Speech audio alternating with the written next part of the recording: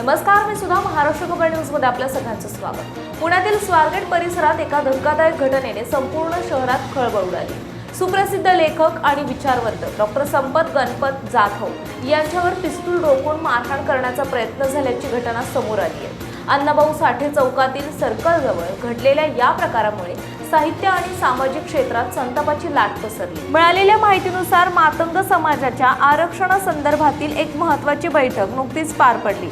ही बैठक संपल्यानंतर डॉक्टर संपत गणपत जाधव हे अण्णाभाऊ साठे चौकाजवळ थांबले होते। यावेळी अचानक सहदेव डावरे, प्रवीण शेलार, प्रमोद नाडे, स्वप्नील सोनवणे आणि ओंकार हिंगे या लोकांनी डॉक्टर जाधव यांच्याशी वाद घालण्यास सुरुवात केली।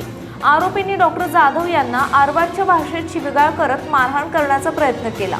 यावेळी हे भांडण सोडवण्यासाठी दीपक कसबे यांनी मध्यस्थी केली असता आरोपींनी त्यांनाही मारहाण केली आणि त्यांच्या कानाखाली लगावली। प्रकरण एवढ्यावरच थांबलं नाही, बाजूला उभ्या असलेल्या गाडीतून 3 ते 4 जण खाली उतरले, तर यापैकी एका आरोपीने पिस्तूल काढले।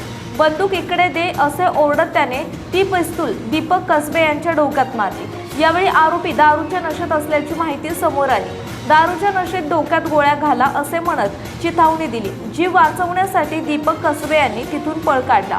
या घटनेमुळे परिसरात भीतीचे वातावरण निर्माण झाले असून संबंधित आरोपींवर कठोर कारवाईची मागणी जोर धरतीये। या गंभीर प्रकारामुळे आता पोलीस प्रशासन काय पावलं उचलते याकडे सर्वांचं लक्ष लागलंय।